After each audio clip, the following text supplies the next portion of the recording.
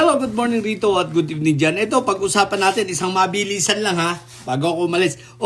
Mga didilis na bobo. Makinig kayo. Ayan ha, based sa survey ng Publicos, siyempre, ang may-ari ng Publicos Asia, walang iba, kundi si Maluti Quiyot. Si Maluti Quiyot na tuta at aso ni Inday Sayad, no? Tingnan ninyo naman ang ginawa niyang survey ngayon. Aba. Ang baba ni Inday Sayad. Isipin ninyo, ang trust rating, ang approval rating 28%, tapos ang trust rating 26% na lang. What the heck? Anyari sa iyo, Maluti Quiyot? Mukhang mukhang malamang kinulang ng bayad. O kaya, dahil hindi naimbitahan sa sa Davao nung birthday ni Fentaboy. Anyari, Maluti Quiyot, bakit mo naman tinira yung iyong amo? O ano ba yan? Nagsisimula ka na bang mangurumbiste? At bakit mo naman, mga didilis, banatan ninyo si Maluti Quiyot, Alam nyo kung bakit?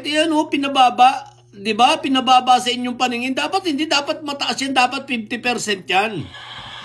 Dapat ang resulta pag Publicos ang naglabas ng mga survey, dapat trust rating 60% ang pinakamababa.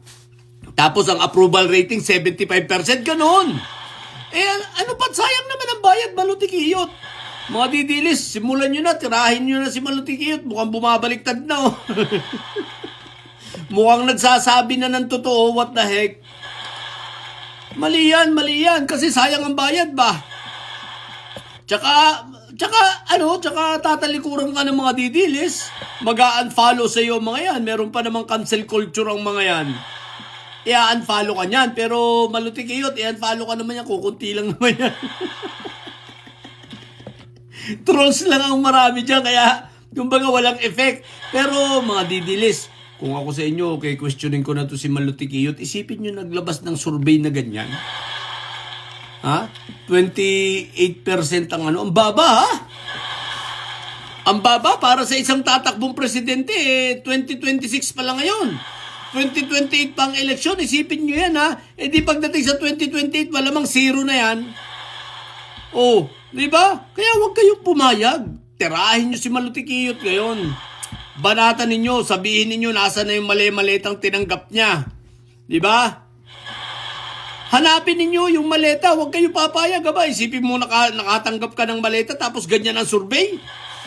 Hindi pwede yan. Kaya questionin nyo na si Maluti Quiyot. Kasi kami, alam na namin dati pa yan. Alam naman namin, baka ang realidad, mas mababa pa dyan ang survey ni Sayad Alin ang nagpapatunay dyan? Kita mo yung sa mag-ama si Fentaboy ang maraming taga-suporta. Si Inday Sayad, sumakay lang yan sa kanyang tatay.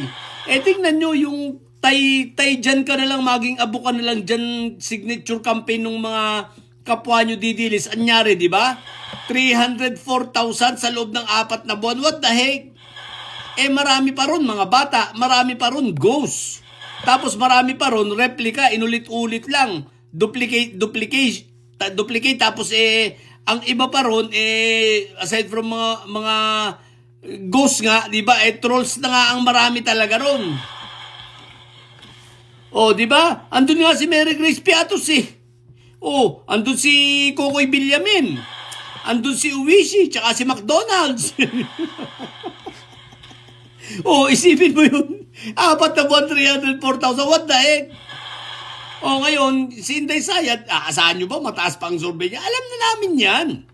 Pero ang pinupunto ko rito, mga didilis tirahin nyo si Maluti Quiyot, isipin nyo tinatraidor kayo. Traidor na nga kayo, tapos tatraidorin pa kayo ng kapwa nyo didilis. Diba? Sa bagay, pare-pareho kayong traidor. Pare-pareho nga kayong siraulo, diba? Pare-pareho kayong may sayad. Pare-pareho kayong wala sa normal na pag-iisip. Diba? Pare-pareho kayong mga taayang utak, mga hampas lupa, mga patay gutom. Diba? Ibig ko lang sabihin, ganyan na nga ang mga ugali nyo. Tapos ang papangit pa ninyo, tayo mga itsura nyo, puro kayo dugyot, nagtatrayduran pa kayo. Ito, maliwanag na example, si Maluti Quiyot ninyo. Isipin mong ganyan ang palabasin sa ipalabas niya sa media na ang baba ng survey ni Inday Sayad. Ba. Questionin nyo na, hanapin nyo na kay Malutikiyot. Sabi mo, Malutikiyot, asan yung maleta? Bakit yan lang ang survey?